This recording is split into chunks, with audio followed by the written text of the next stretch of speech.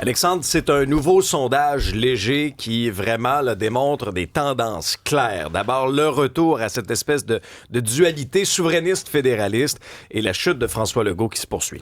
Oui, c'est vraiment un retour à la vie pour le Parti libéral du Québec, là, avec Pablo Rodriguez qui en devient là, le chef officiel. On a gagné 7 points. On se retrouve là, dans les intentions de vote là, maintenant à 28% là, pour le Parti libéral du Québec. Donc, on a grimpé. On souffle dans le coup du Parti québécois qui a perdu quelques plumes, mais qui est encore en tête là, à 30% des intentions de vote. D'ailleurs, si demain matin, là, on avait des élections, selon le sondage léger, on aurait un gouvernement majoritaire, là, péquiste quand même, mais c'est le retour. Bleu-rouge, la rivalité qui revient là, en force, en politique, et ça, bien sûr, aux grandes dames de François Legault et des caquistes, parce qu'à 17% des intentions de vote, on est relégué au 3e rang. On est même talonné de très près par le Parti conservateur du Québec, d'Éric Duhaime, là, à 14%, qui arrive 4e. Et si je le nomme en 4e, vous devinerez que Québec solidaire se retrouve en 5e position à 9% des intentions de vote. C'est peut-être une autre histoire qu'on suit moins, mais qui est assez marquante. Merci, là, avec Gabriel Nadeau-Dubois là, qui s'efface du portrait. Rouba Gazal là, qui prend les rênes avec éventuellement un autre ou une autre co-porte-parole. Ça va brasser en politique provinciale, mais comme tu le disais un peu plus tôt, Alex, c'est surtout que c'est François Legault lui-même là, qui mange quand même une volée au niveau là, des intentions là, par rapport à son règne.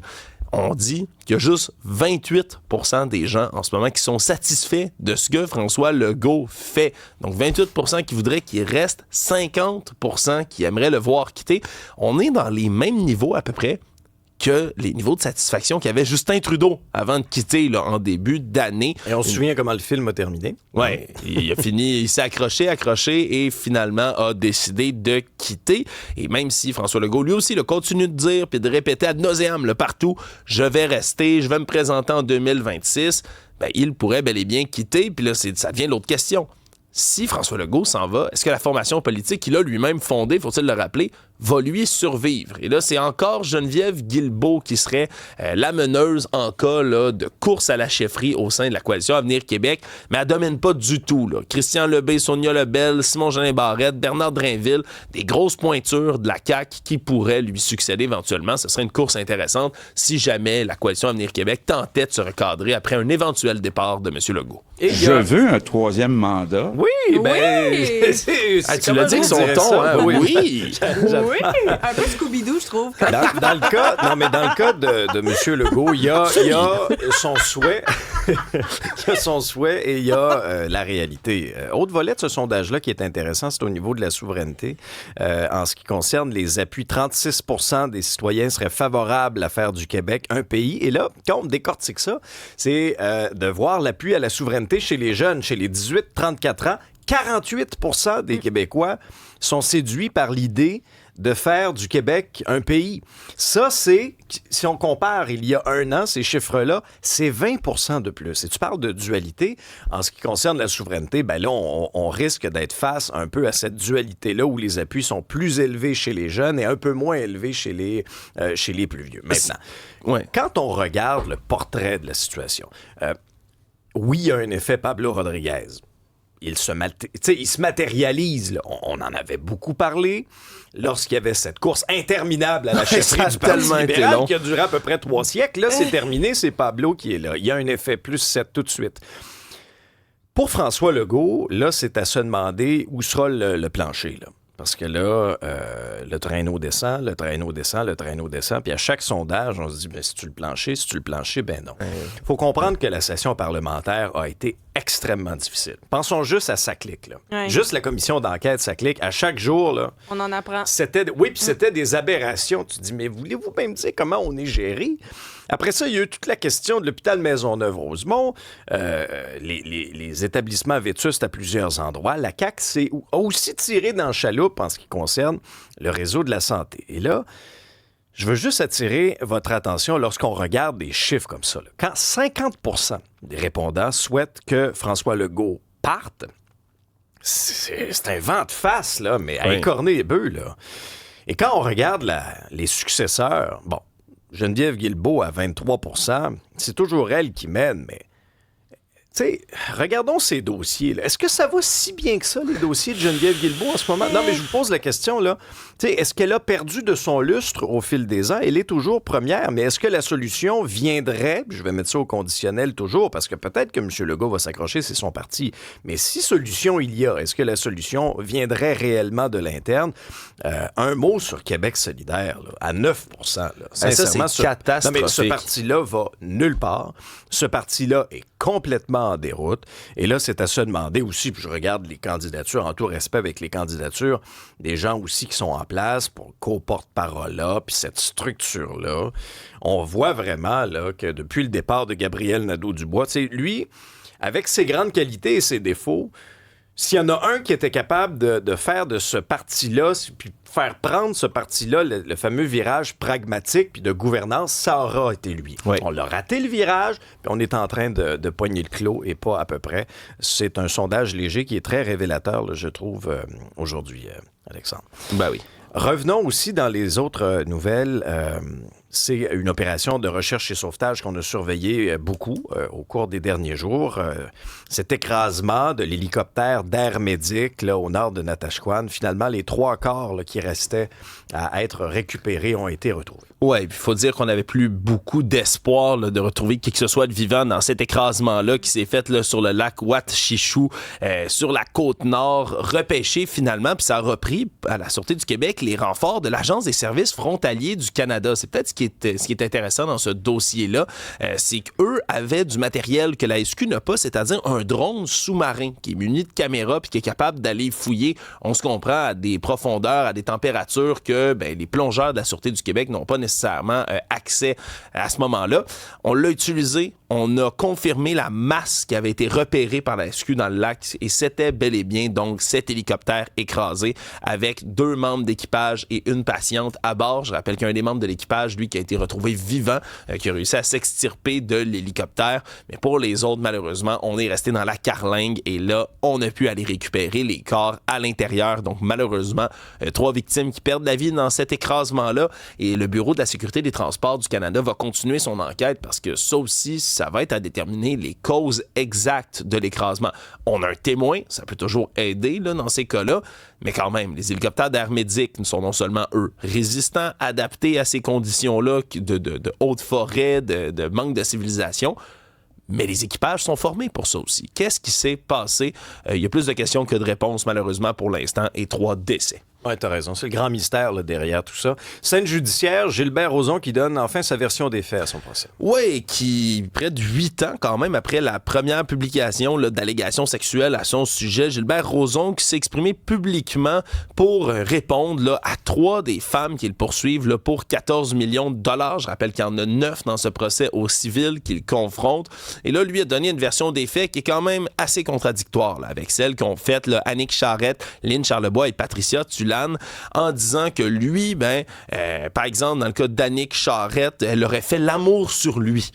Alors que de son côté, Mme Charrette là, parlait d'avoir eu une déconnexion du cerveau, s'être fait agresser pendant son sommeil et qu'elle continuait de regarder par la fenêtre en attendant que ça se passe.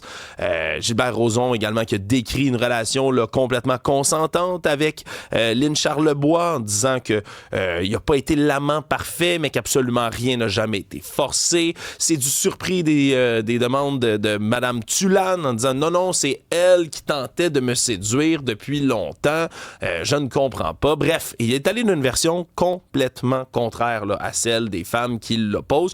Le début de son témoignage lui ressemblait beaucoup à celui de son procès criminel en 2020 et c'est pas la fin non plus. Là. Il va répondre là, aux autres femmes. Il y en a 6 autres là, qui ont des allégations contre lui et il veut leur répondre en parlant de fiction pour ces témoignages-là.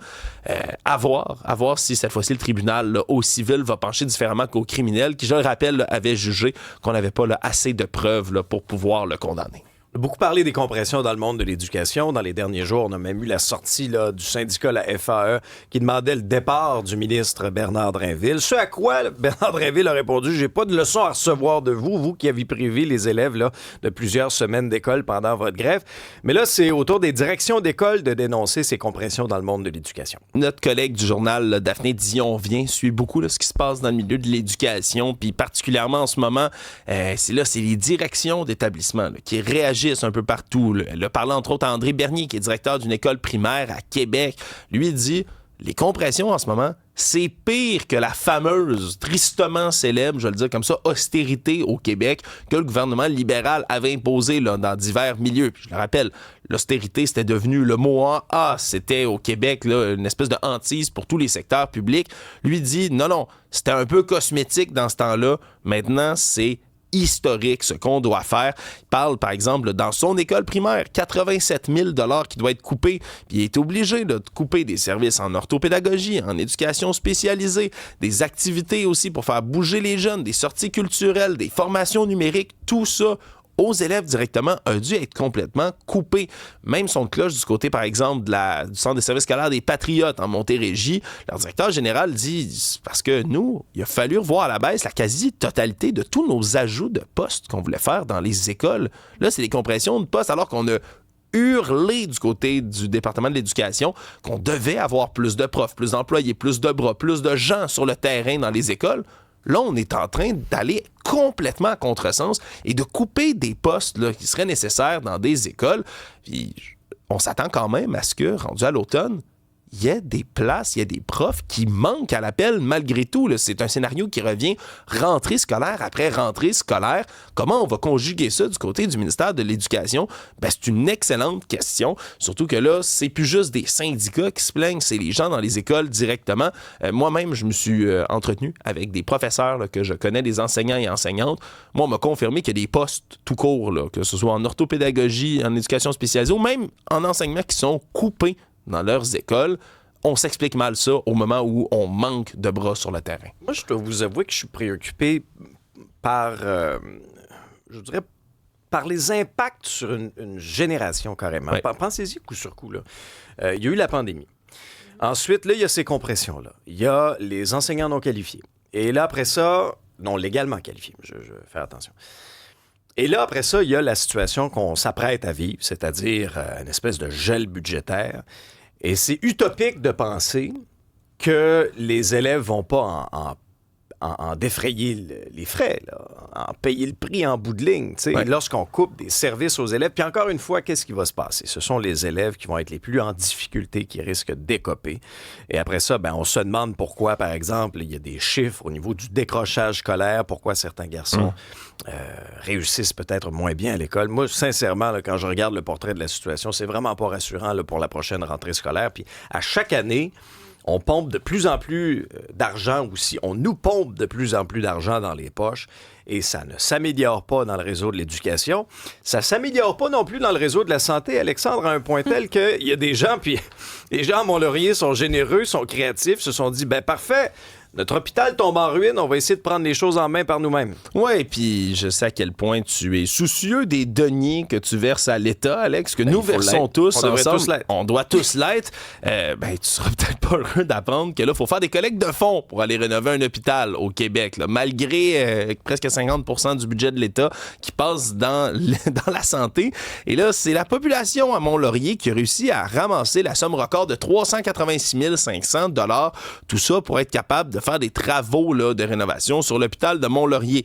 On estime que c'est à peu près 80 millions de dollars là, qui doit être mis pour réparer cet hôpital-là qui a la cote de vétusté physique de E. Hein, ça fait longtemps que ça se dégrade à Mont-Laurier. Ouais. Ah non, au bulletin, c'est très bas, surtout que le journal a rapporté dans les dernières années, là, par exemple, les cas, vous en souviendrez sûrement, d'un pigeon qui s'était ramassé dans l'établissement, dans une unité de soins. Le beau pigeon. Mais ça, c'est de l'azothérapie, ça? C'est ça. Oui, ça fait partie du nouveau programme. Là. chauve-souris, c'était-tu de la zoothérapie aussi? Ben oui, ça aussi. OK. Est-ce que c'était dans on se comprend, là, mouches. C'est pour calmer notre anxiété. Des mouches dans l'unité opératoire, ça, c'est-tu une anxiété? Ça, c'est-tu anti-anxiété aussi? C'est salubrité. Ça, c'est salubrité. Ça, c'est un autre département. C'est un autre- Imaginez la scène. Ils sont au bloc opératoire, là, type, là. Scalpel. Oui, scalpel. Parfait. Oui. Tapette à mouche.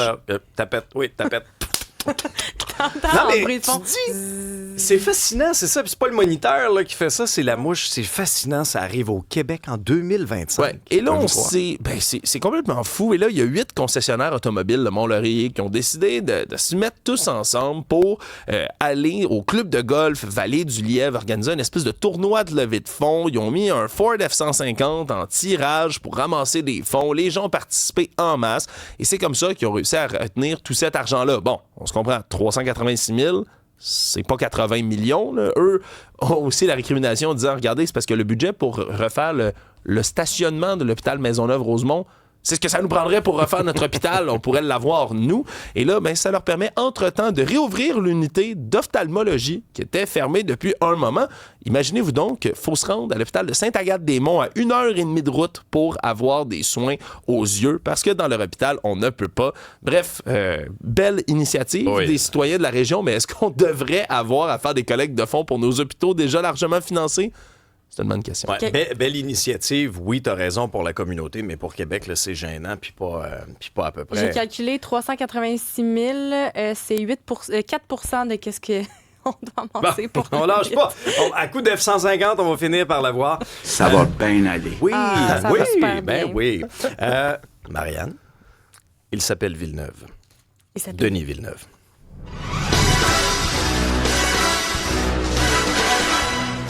un thème qu'on reconnaît tous, celui de James Bond. Ça rentre au poste. Donc, Denis Villeneuve, qui va réaliser le prochain film de la série James Bond pour les studios Amazon MGM.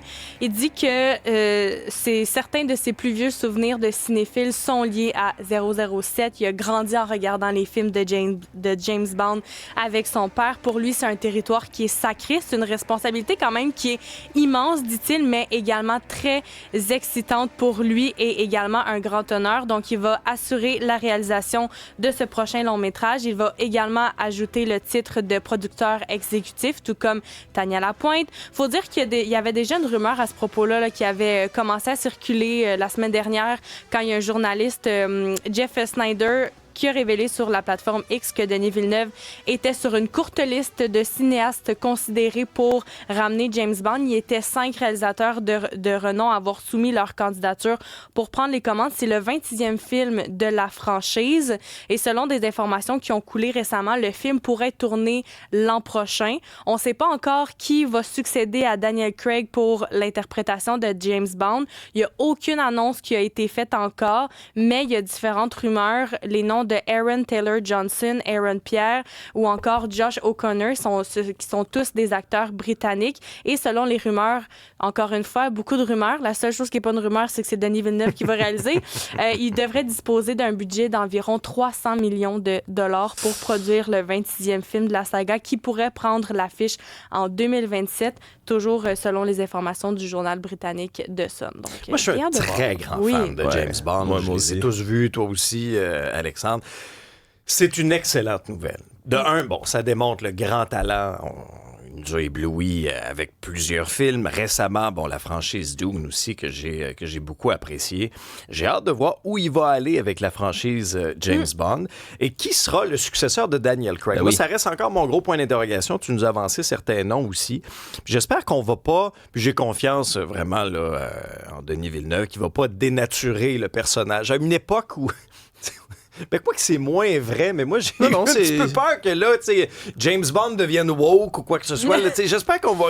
Un classique, est-ce qu'on peut-tu garder les classiques? Garder un classique, l'essence, s'il vous là. plaît? Ben, puis sans revenir, on se comprend. Là, tu écoutes la série James Bond, il y a des détails qui sont déjà aujourd'hui anachroniques puis que tu verrais plus jamais. T'écoutes Thunderball, il commence, puis il y a la James Girl à côté, puis elle veut écouter leur meeting, il lui tape les fesses, puis il dit tu ne peux pas, chérie, ce sont des affaires entre hommes. T'écoutes ça, puis tu dis oh my God! En 2025, ça passe. Mais on est ailleurs. Mais on est ailleurs. Oui, là. On peut enlever ce genre de détails-là complètement sexistes, mais garder l'essence d'un James Bond suave, viril, puis continuer d'avoir une franchise de films qui est intéressante. Moi, j'ai confiance confiance en Denis Villeneuve, qui, on se comprend, là, lorsqu'il a fait Dune, il a relu les livres. Chaque scène est passée au peigne fin. C'est un puriste, un méthodiste incroyable. Moi, je suis surexcité. Clairement, là, c'est entre de très bonnes mains. J'ai vraiment hâte de voir qu'est-ce que ça va donner. Peut-être en 2027. Bon, parfait. J'ai déjà hâte. Pendant ce temps-là, Alexandre, le CF Montréal a encore perdu. Ouais, c'est toujours... Une défaite du CF. C'est toujours la même histoire. On a peu de très bonnes nouvelles qui nous parviennent du club de soccer de Montréal parce qu'il s'est incliné encore une fois là, à la maison 3-1 contre le FC Cincinnati. 5e défaite à la maison cette saison. 8 matchs à la maison, toujours aucune victoire en tout et partout. Non, c'est vraiment pas une bonne passe là, pour le CF Montréal qui, on se comprend, là, il y a eu des changements d'entraîneurs, de personnel, tout le monde est parti. C'est comme une chaise musicale depuis un certain moment dans ce club-là qui est un peu à la perdition, qui a de la difficulté là, à retrouver le chemin de la victoire. Ça va pas très bien pour notre club local. Allez, Montréal!